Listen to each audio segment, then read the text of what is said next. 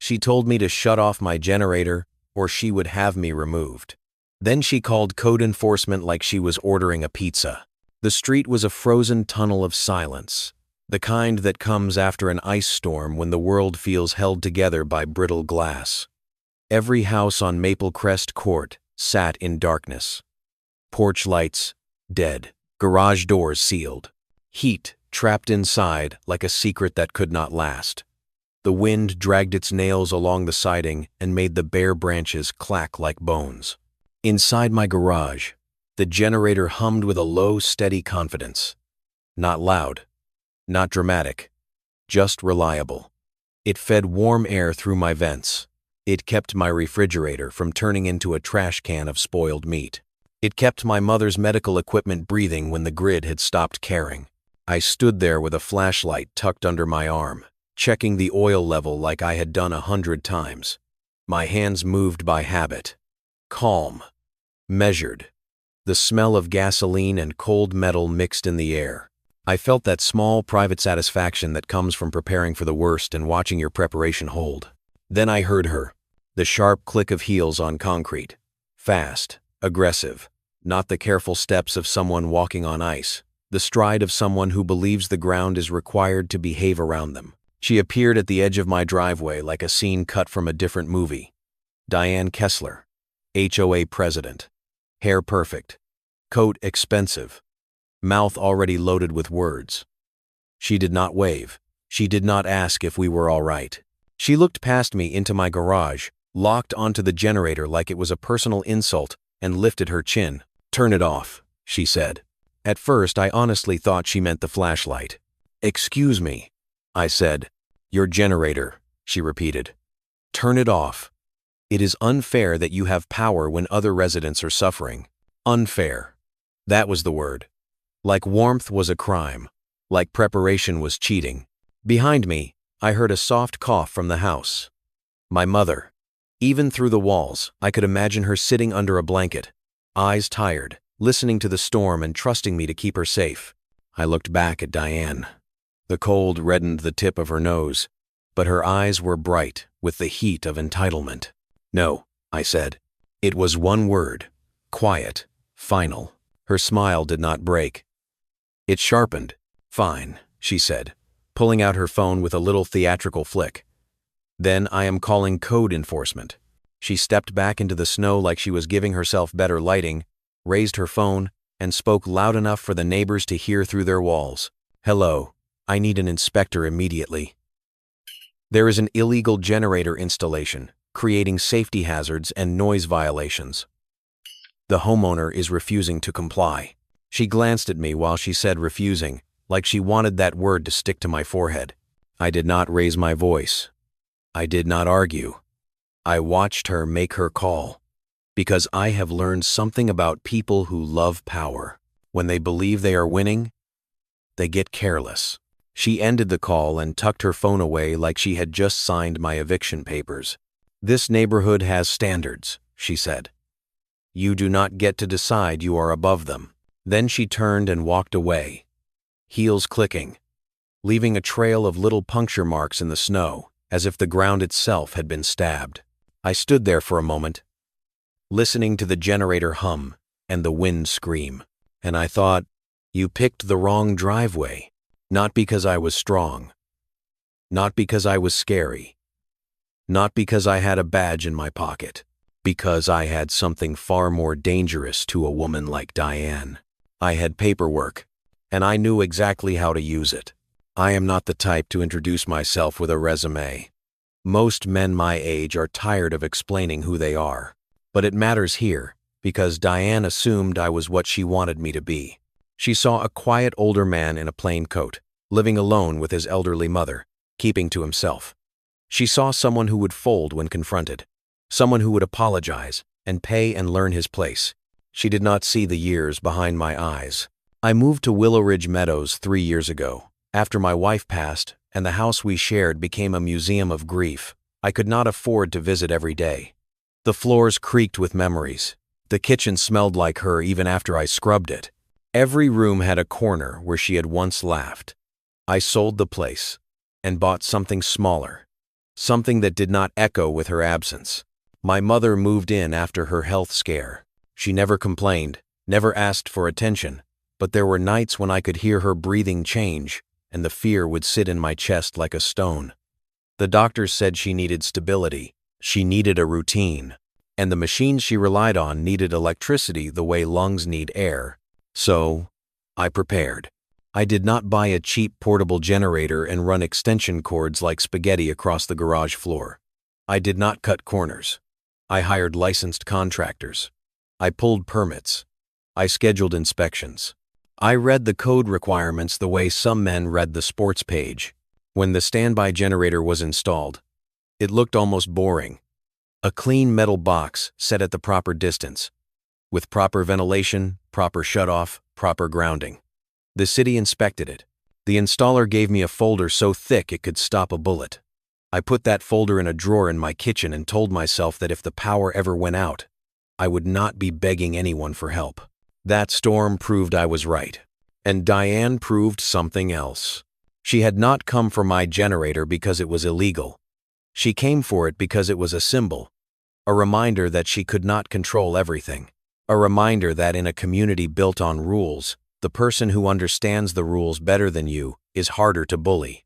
Diane Kessler was new power, the kind that arrives with polished shoes and loud speeches about standards. Before she took over the HOA, things were not perfect, but they were simple. The old president, Hal Morrison, was a retired teacher who treated the HOA like a boring chore. Keep the grass cut, keep the sidewalks clear, pay the dues, then leave people alone. When Hal stepped down, Diane appeared like a storm cloud wearing perfume. She ran on a promise to raise standards and protect property values. She said the neighborhood had become complacent.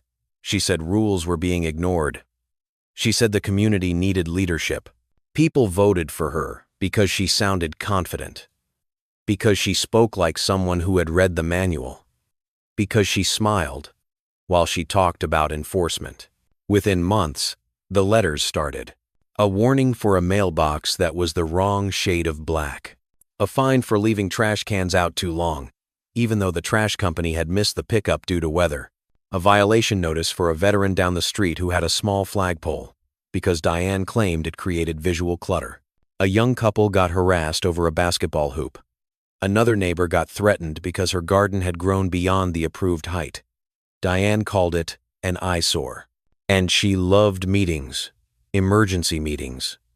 She would send emails late at night, marking them urgent, talking about community threats like we were under siege. People would show up half asleep and discover the threat was a patio umbrella or a bird feeder. The first time I watched Diane run a meeting, I noticed something. She did not want compliance. She wanted surrender. She wanted people to sit still, nod, and be grateful she was in charge. The storm gave her a new stage, and my generator became her target. When the power came back 2 days later, my street lit up like a lung filling with air again. People came outside, relieved, laughing, comparing stories. I kept my head down. I did not boast about the generator. I did not offer speeches. I simply went back to routine. Then the city truck arrived. It was late morning when I saw it roll down the street, slow and careful on the salted asphalt. White paint. Official seal on the door. A man stepped out in a heavy jacket, clipboard in hand. He looked around like someone who already knew he was walking into nonsense but had to do his job anyway. I stepped onto my porch before he could knock. I did not want him wandering around my property with questions. Not because I had something to hide, because I respected his time. He introduced himself as Inspector Ramos from the city. We received a complaint about an unpermitted generator installation and possible noise violations, he said, his breath puffing in the cold. I nodded once. No problem, I said. Come on in, I have the permits. His eyebrows lifted slightly, like he was surprised anyone had paperwork ready. I led him into the garage. He checked the serial number. He measured the setback distance. He took a sound reading. He looked at the inspection sticker and the permit documents I handed him. He flipped through the pages, like a man scanning for a reason to end the visit quickly. Then he sighed. This is compliant, he said. no violation. I watched the tension slide off his shoulders. The way it does when a public servant realizes he will not have to write a report that becomes a headache later. I appreciate your cooperation, he said. Whoever filed this complaint either misunderstood what they were seeing or they filed it maliciously. His eyes met mine on the word malicious. He was careful, but the implication sat there. I did not smile.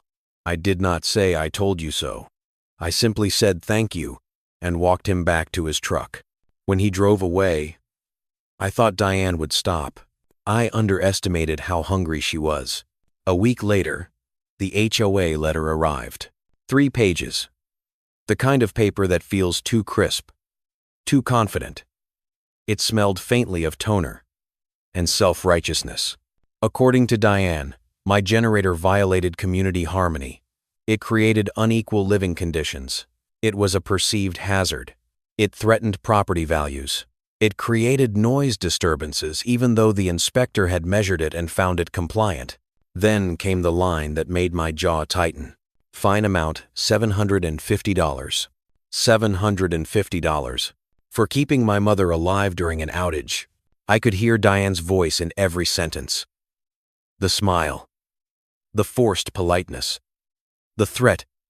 Hidden behind formal language. Failure to comply may result in further enforcement action. That is where people like Diane get drunk. Not on alcohol. On words. On the idea that typed letters are weapons. I folded the letter slowly and walked into the kitchen. My mother sat at the table, with her hands wrapped around a warm mug. Her eyes were pale, but sharp, the way they get when she is listening closely. "What is it?" she asked. "HOA nonsense," I said.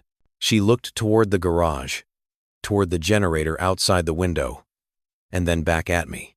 "Are they going to make you turn it off next time?" she asked softly.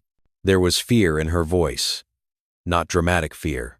The quiet fear of someone who has lived long enough to know how fast safety can disappear. I sat across from her, reached across the table, and placed my hand on hers. "No," I said. "They are not."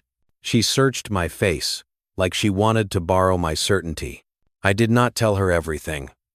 Older mothers do not need to be burdened with the details of modern petty tyranny, but I promised her, and I meant it. I am not turning it off. I requested a hearing with the HOA. Not because I believed Diane would listen, because I wanted something else. I wanted her to say her nonsense out loud in front of witnesses. That meeting happened in the clubhouse, under buzzing fluorescent lights that made everyone look tired. Folding chairs squeaked when people shifted. The coffee tasted burned, like someone had been reheating the same pot since last month. Diane sat at the front table in a blazer that looked like it cost more than my truck. 2 board members sat beside her, like loyal guards. They did not speak. They watched her. When the meeting started, Diane stood and smiled at the room like she was hosting a gala. "Ladies and gentlemen," she said, "thank you for attending on such short notice. We have an important matter involving community fairness and safety." She spoke the words fairness and safety the way a preacher says salvation. She clicked a remote. A projector lit up. A slide appeared with a photo of a generator that looked vaguely like mine. A red circle was drawn around it. "In emergencies," Diane said, "no one resident should be better off than another. That is not what community means." I felt a ripple move through the room. Some neighbors looked down. Some looked away. No one wanted conflict.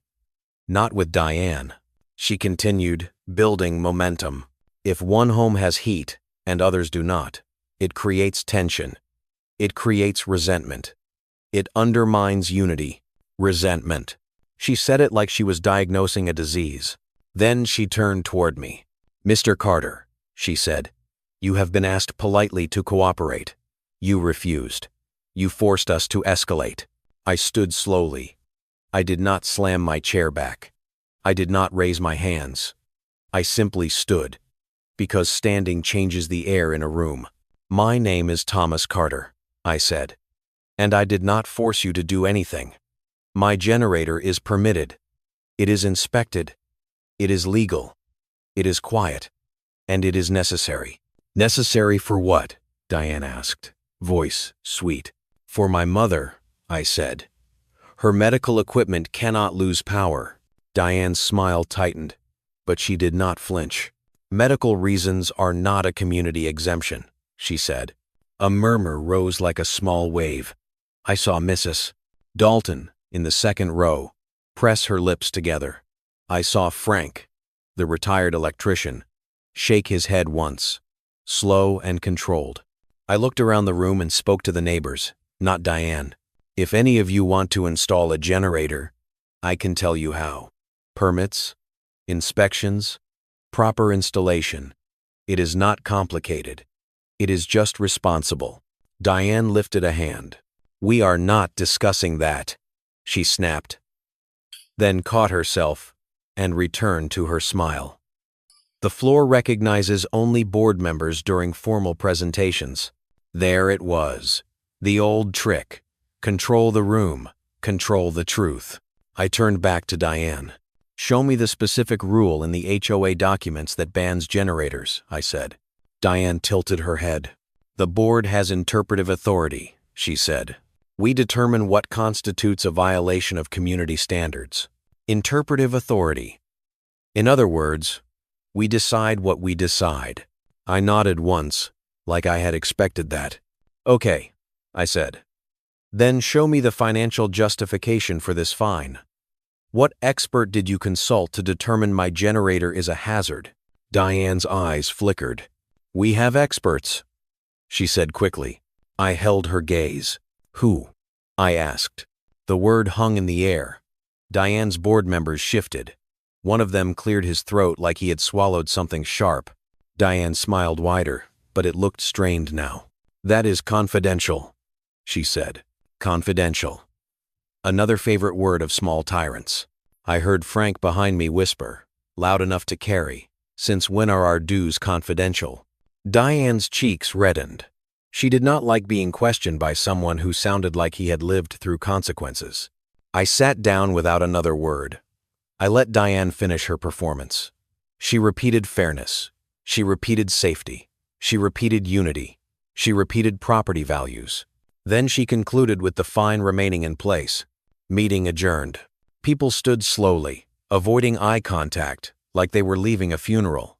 As neighbors shuffled out, I heard whispers. This is ridiculous. She cannot do that. Why is she so obsessed? I saw Diane gathering her papers with sharp movements. Her jaw was tight. Her eyes did not look victorious. They looked calculating. Outside, the cold slapped my face. Frank caught up to me. You got her nervous, he said. Good, I replied, because nervous people make mistakes. That night, when my mother was asleep and the house was quiet, I opened the drawer where I kept my permit folder. I placed it on the kitchen table. Then I opened my laptop. Most people think corruption looks like a dramatic movie. Men in dark suits, secret meetings, brown envelopes. Real corruption looks like boring invoices. And I know invoices. I spent my career in compliance and internal audits. Not glamorous work, quiet work, the kind where you sit under fluorescent lights and chase receipts through spreadsheets until you find the point where the numbers stop making sense. I did not tell anyone in the neighborhood what I used to do. I did not wear it like a badge. Retirement makes you hungry for silence. And after my wife died, I did not have the energy to impress strangers. But the skills stayed. When Diane said experts, I heard invoices. When she said confidentiality, I heard hidden contracts. So I started digging. HOA financial records are not always public, but homeowners often have rights to review them. I had already requested them at the meeting and been denied. That mattered. A denial is a signal. I drafted a formal written request for records, citing the relevant bylaw sections. I kept it polite, clinical, the kind of letter that does not threaten but implies you know how the system works. Then I printed 2 copies, one for the HOA, one for my file. The next morning, I hand-delivered it to the HOA office mailbox and took a photo of myself placing it inside, time-stamped, because paper trails begin with proof. Diane responded 2 days later. Her email was dripping with condescension. "Mr. Carter," she wrote, "the HOA board will provide relevant financial summaries at an appropriate time. Your repeated demands are disruptive and border on harassment." Harassment. She tried to flip it. Classic. Make the questioner the problem. I read it twice, then forwarded it to myself and saved it. Because when someone uses the word harassment in writing, they are either setting a trap or walking into one. 2 more days passed. Then came the second escalation, another HOA letter. It was a proposal for a special assessment. The community must address the issue of emergency power inequity, it said. The board proposed a new policy. Any homeowner with backup power must contribute to a safety and compliance fund. Amount $2,500. $2,500 for the privilege of not freezing. I sat at my kitchen table with the letter in my hands and felt something cold settle into my gut, deeper than the winter outside. This was not about fairness. This was extortion wrapped in bureaucracy, and the language in the proposal had a clause that made my blood run colder. In the event of emergencies, the board may authorize contracts and expenditures without full homeowner disclosure to protect community safety. Without disclosure, that was a tunnel. A tunnel where money could disappear. I imagined Diane standing in front of a room full of nervous homeowners, waving her hands, saying emergency, saying safety, and then moving funds fast while everyone was distracted by fear. That is how scams work. Fear is the smoke. Money moves behind it. I looked down the hallway toward my mother's room. I could hear her gentle breathing. I thought about what it would mean if Diane won. Not just the fine, not just the assessment. It would mean this neighborhood would be taught a lesson. That preparation is punishable. That compliance is survival. Then my phone buzzed. A text from Mrs. Dalton. "Thomas, I heard she is trying to make people pay $2,500. Is that real?" I stared at the screen, then typed back. "It is real, and it is not the end." Because I had decided something that Diane could not imagine. I was done defending. I was going on offense. The next HOA meeting was packed. Word travels fast among retirees, especially when money is involved. The clubhouse was hotter this time, not from the heater, but from the tension. Neighbors sat shoulder to shoulder. People stood in the back. I could smell coffee, perfume, and that anxious sweat people get when they are about to witness something they cannot stop. Diane walked in late, of course. She always did. Late entrances make people look important. She wore a darker blazer. She carried a folder, like it contained the Constitution. She took her seat, tapped her microphone, and smiled. "Ladies and gentlemen," she began, "we are facing a critical issue of community fairness. Some residents have chosen to install systems that place them at an advantage during emergencies. That is not in the spirit of our neighborhood." She clicked her remote again. Slides appeared. Charts. Bullet points. Words like equity and cohesion. Then she introduced her solution. A one-time safety and compliance contribution of $2,500 from any homeowner with backup power systems. A collective murmur ran through the room like wind through dry grass. Diane lifted a hand. "This is not punishment," she said. "This is responsibility." Frank's wife whispered something sharp under her breath. I saw Frank's jaw tighten. Then Diane looked straight at me. "Mr. Carter has refused to cooperate with reasonable standards," she said. "His actions have forced the board to take necessary measures." She thought she was putting a spotlight on me like it would burn. I stood. I did not rush. I did not slam my hands on the table. I stood slowly, like a man getting up from a long life of watching people play games. And I said, calmly, "Diane, you keep using words like fairness and safety, but you refuse to show the financial records behind your decisions." The room shifted. Diane's smile wavered. "We have already addressed this," she said. Financial documents are being organized. No, I said. You have avoided it. And you have called my requests harassment. Diane's cheeks flushed. The board does not answer to individual intimidation, she snapped. Intimidation. Another flip. Another trap. I nodded once. Then I reached into my coat pocket and pulled out a sealed envelope. This is not intimidation, I said. This is a formal record request, signed by 10 homeowners, as allowed under our bylaws. I placed the envelope on the front table like it was a brick. Diane stared at it. The room went quiet enough that I could hear the heater click. 10 homeowners, I repeated, requesting a full financial review of HOA expenditures since you took office. A board member leaned toward Diane and whispered urgently. I could not hear the words, but I could see the panic in his posture. Diane forced a laugh. This is ridiculous, she said. There is no evidence of wrongdoing. That is where she made her mistake. Because she said no evidence, as if she believed the absence of evidence was the same as innocence. I looked at her and said, Diane, you are right. There is no evidence yet, because you have blocked access to the records, so we will get them another way. Her eyes narrowed. What are you talking about? She demanded. I paused. I let the silence stretch just long enough for people to lean forward. Then I said, I have already contacted the State Community Oversight Office. They are expecting our documentation. The air changed. It is hard to describe the exact moment a room turns, but I saw it in their faces. The older veterans, the retired workers, the people who have lived through bosses and politicians and commanders. They heard state oversight and understood this was no longer a neighborhood argument. Diane's smile cracked. You cannot do that, she said. I tilted my head slightly. Actually, I can, I replied. And I did. The room erupted into whispers. Diane raised her voice. This is an attack on volunteers, she said. This is hostile behavior. This will not be tolerated. And then, because she was losing control, she tried to do what she always did. She tried to crush the question with authority. The floor recognizes only board members, she said sharply. Your comments are out of order. I looked at her, then looked at the crowd.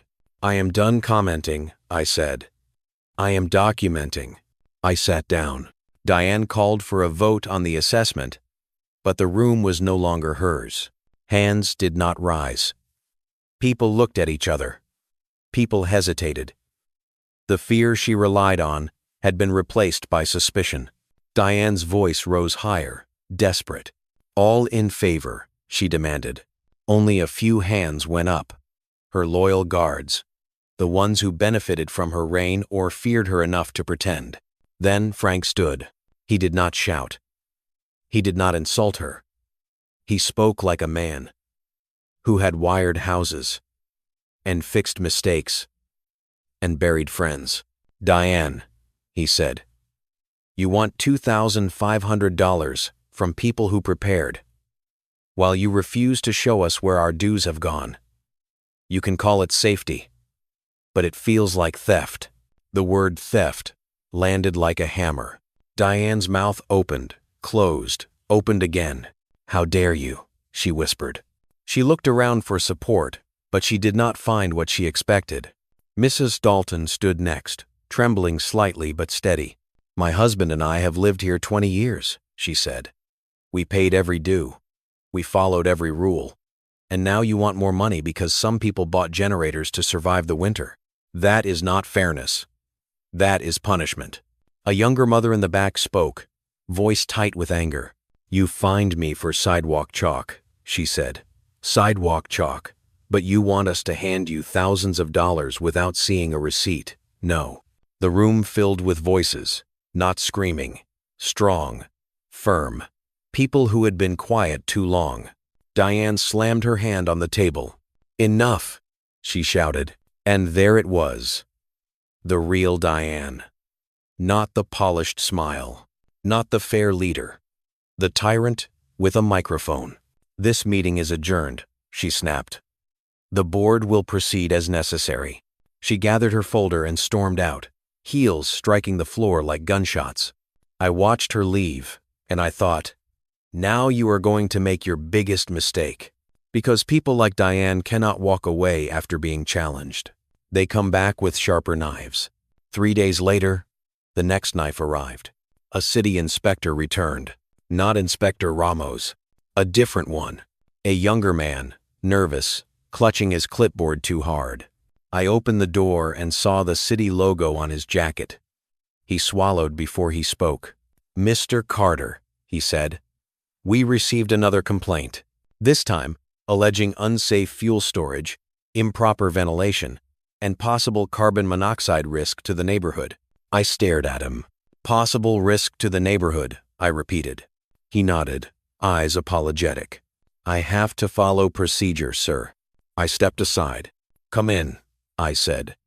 "I will show you everything." Again, he inspected. He checked. He measured.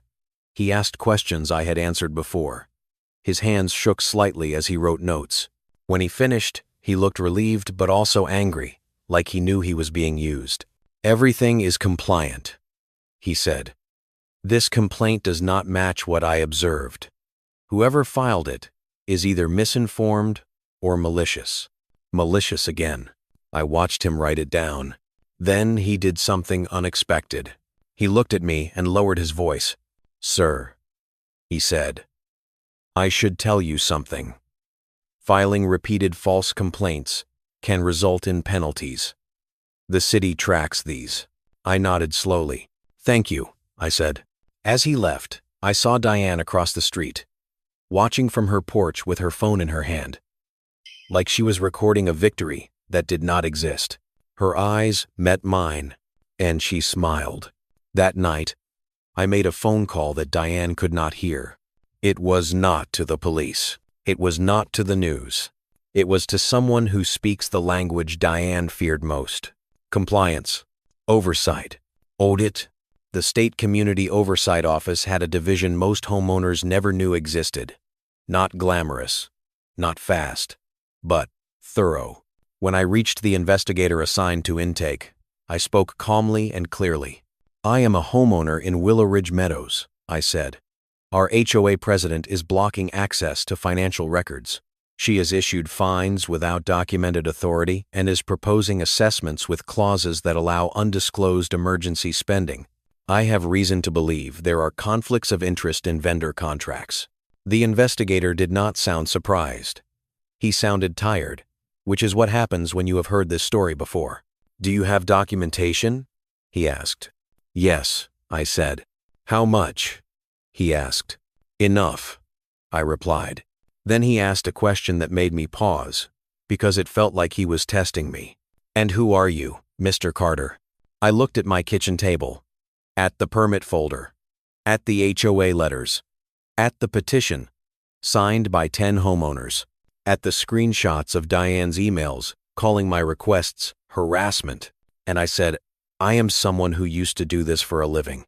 There was a brief silence. Then the investigator's tone shifted. "What was your position?" he asked. I took a breath, because this was the moment I had avoided telling anyone in the neighborhood. Not out of secrecy, out of weariness. "I used to be a senior compliance auditor for the state," I said. "I worked cases involving public funds and contract steering. I am retired now, but I know what a conflict of interest looks like." Another pause.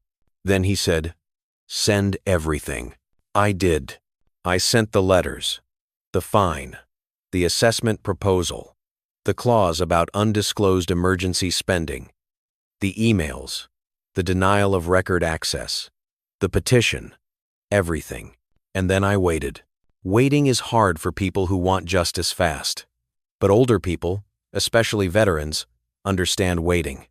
We understand patience. We understand that the slow machine is sometimes the one that crushes hardest. While I waited, Diane escalated again.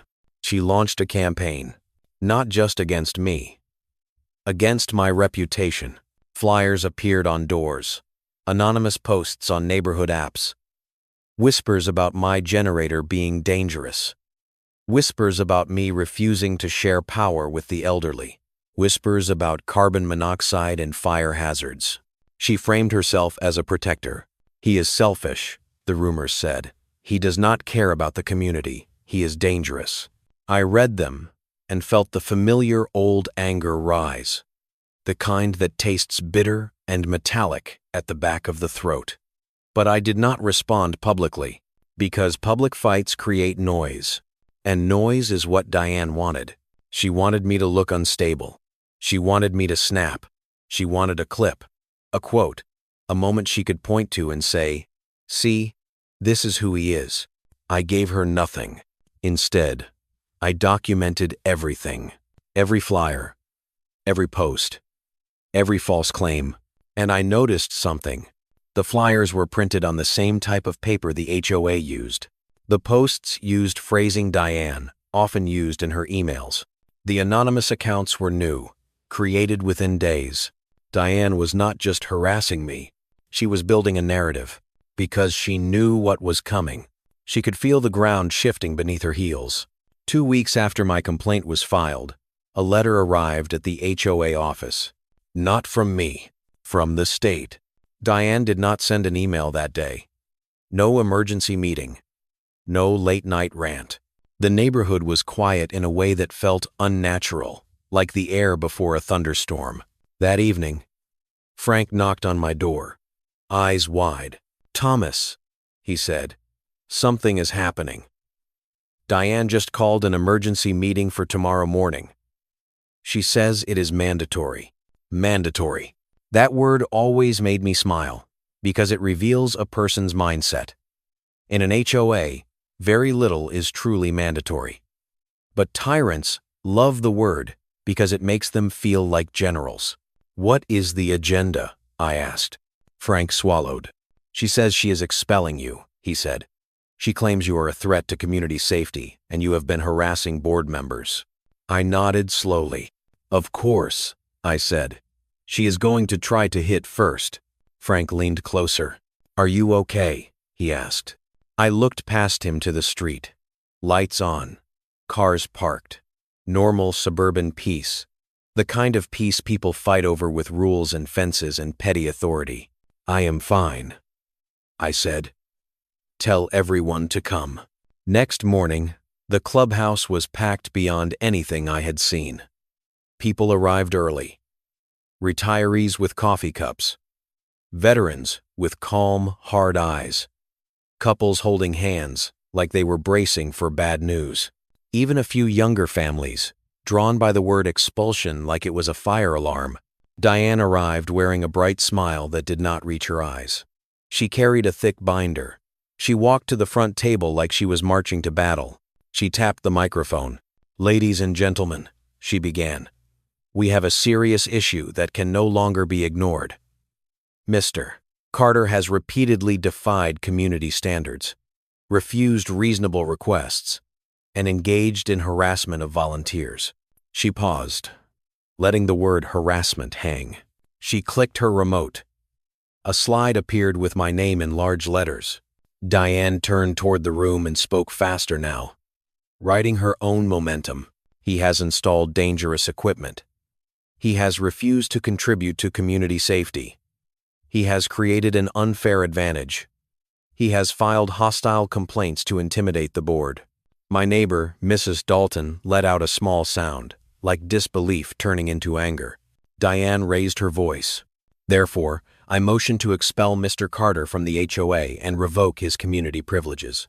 The room erupted. People shouted questions. Someone demanded proof. Someone demanded receipts.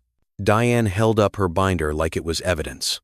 "I have documentation," she said. "We have experts." Experts again. She began flipping through papers, reading phrases about safety and standards. Then she did something that revealed her desperation. She pulled out a document and held it up. "This," she announced, "is a state compliance advisory, indicating that residential generators pose risks and require additional community oversight." She waved it like a flag. I stared at it, and for a moment I almost felt pity, because I recognized the layout. Not because I had seen that specific paper before, but because I had spent years staring at official letters. And that document was wrong. The seal was slightly off. The font spacing, the wording, the structure. It looked official to someone who never reads official documents.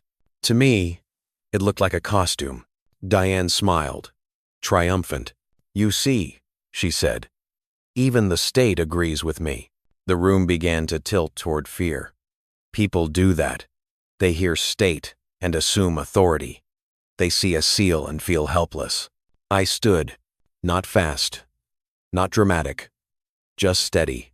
"Diane," I said. She turned toward me, eyes bright. "What?" she said, voice sharp. "Where did you get that document?" I asked. She hesitated. "Just for a beat. From our expert consultant," she said. I nodded slowly. "And what is the name of that consultant?" I asked. Diane's jaw tightened. "That is irrelevant," she said. "The document speaks for itself." "No," I said. "It does not. And neither do you." Her cheeks flushed. "You are out of order," she snapped. I looked at the crowd. "I am not out of order," I said. "I am out of patience." The room went quiet. I reached into my folder and pulled out a letter. A real letter. The kind with the right seal. The right formatting. The right language. The kind Diane could not fake. I held it up. "This is from the State Community Oversight Office," I said. "It was issued yesterday." Diane's smile fell like a mask sliding off. I saw her hands grip the binder harder. The letter states that due to credible documentation of undisclosed vendor relationships and blocked financial record access, a preliminary inquiry has been opened. I continued. "Effective immediately, all board actions and assessments are suspended pending audit completion." The words slammed into the room. Suspended. Audit. Completion. Neighbors gasped. People whispered. Someone let out a low laugh that sounded like relief and rage combined. Diane's voice rose. Shrill. "That is not possible," she snapped. "You do not have authority to do that." I lowered my letter and looked straight at her. "Diane," I said quietly, "you do not know who you have been trying to push around." The room held its breath. And this was the moment. The moment she had built toward with every threat, every letter, every fine. I did not announce it like a superhero reveal. I did not puff my chest. I simply told the truth. Before I retired, I was the senior compliance auditor assigned to investigate community associations, receiving state-regulated funds, and managing reserve accounts beyond statutory thresholds. I have signed off on audits that ended careers. Diane blinked, her mouth opened slightly. "You are lying," she whispered. I shook my head. "No," I said. "You just never asked. You assumed I was nothing." A board member beside her turned pale. He leaned toward her, whispering urgently, but Diane's eyes stayed locked on me, panic rising. "The investigator assigned to this inquiry is expecting full cooperation," I continued. "They will request bank statements, vendor contracts, meeting minutes, and communication logs. They will compare your claims to your expenditures." Diane's voice cracked. "This is harassment," she cried. "This is intimidation. He is abusing his former position." I did not raise my voice. "Diane," I said, "you have been calling the city on a legal generator because you cannot stand that someone in this community does not fear you. Now the same system you tried to weaponize is going to look at you closely." Her face drained of color. The binder in her hands suddenly looked heavy. One neighbor stood and shouted, "Show us the financials."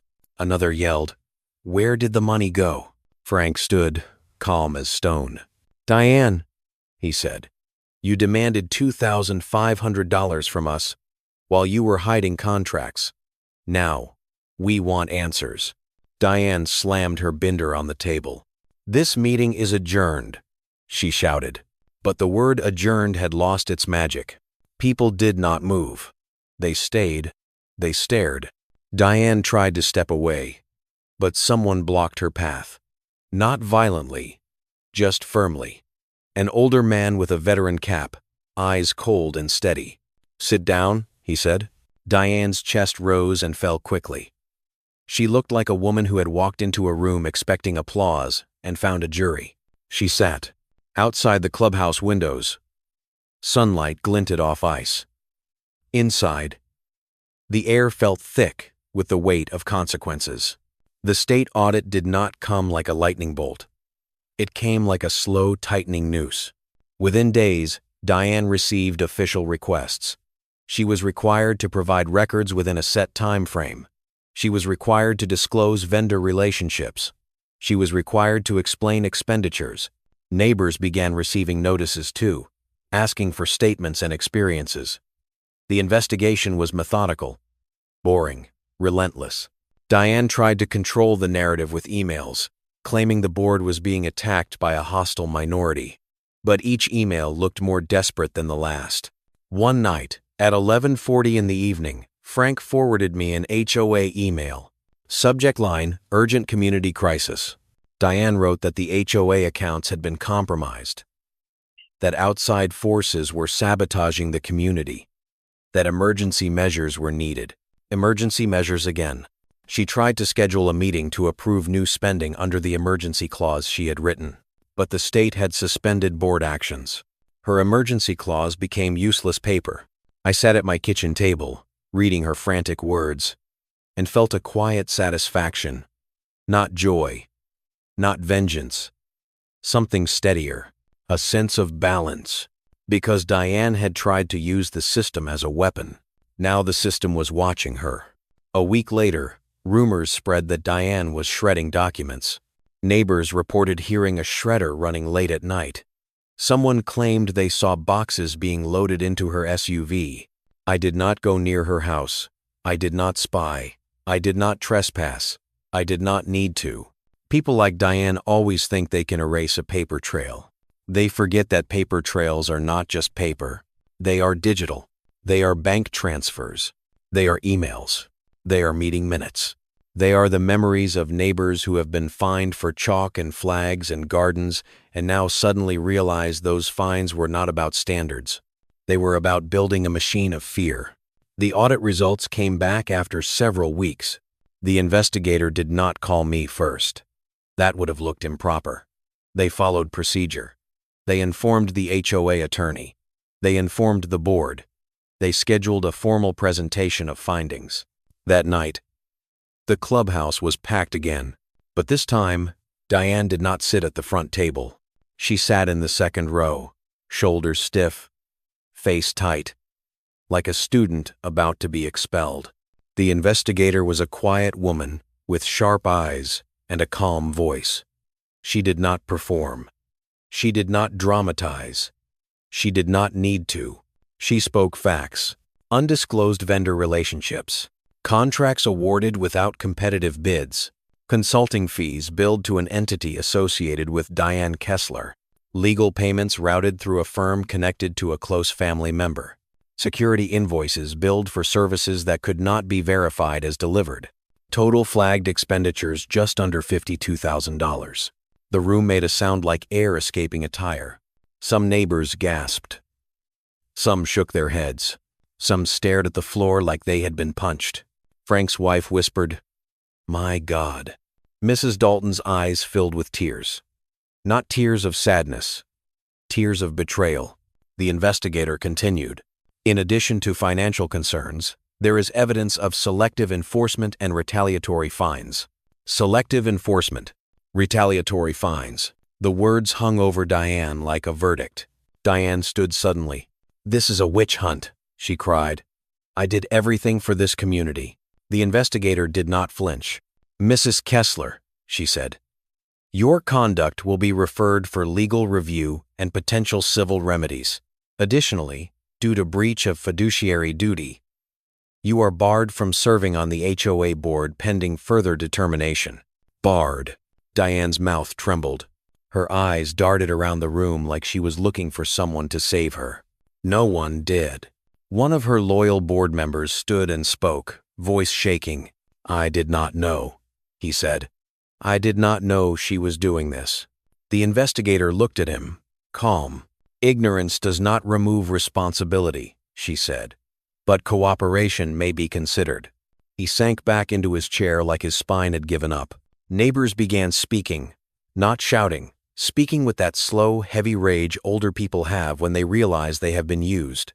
"You fined me for a flag," someone said, "while you paid yourself. You told me my garden was an eyesore," another said.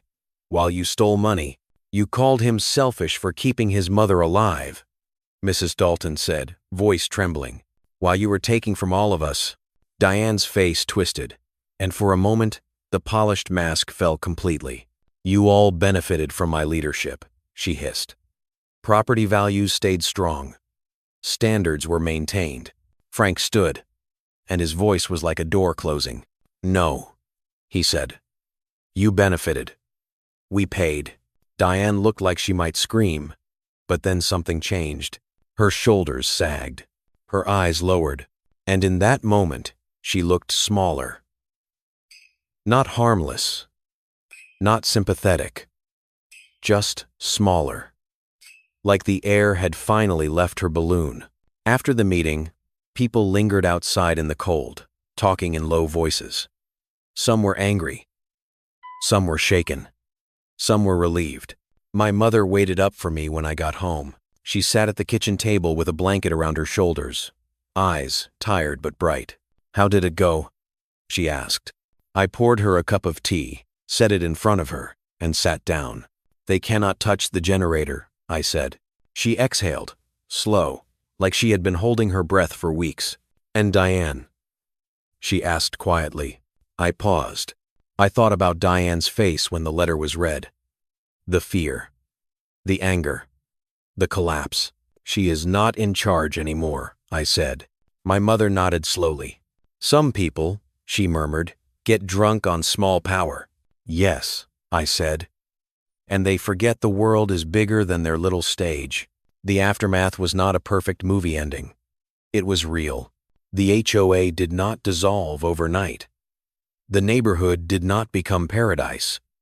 But something changed. Something important. The board members who had sat beside Diane resigned. They claimed ignorance. Some neighbors believed them. Some did not. A new interim president was elected. Frank, because he was boring and honest, which is exactly what people wanted after chaos. The HOA implemented new policies, competitive bidding required, full disclosure of vendor relationships, meeting minutes published promptly, financial summaries distributed regularly. Diane tried to send one final email, a long one, emotional, accusing, painting herself as a victim. No one responded. Silence is the hardest punishment for a person who lives on attention. The state required restitution. The HOA pursued civil remedies. Diane's name became a warning whispered in future meetings whenever someone suggested an emergency clause. And my generator? It stayed. It sat beside my garage like a quiet guardian.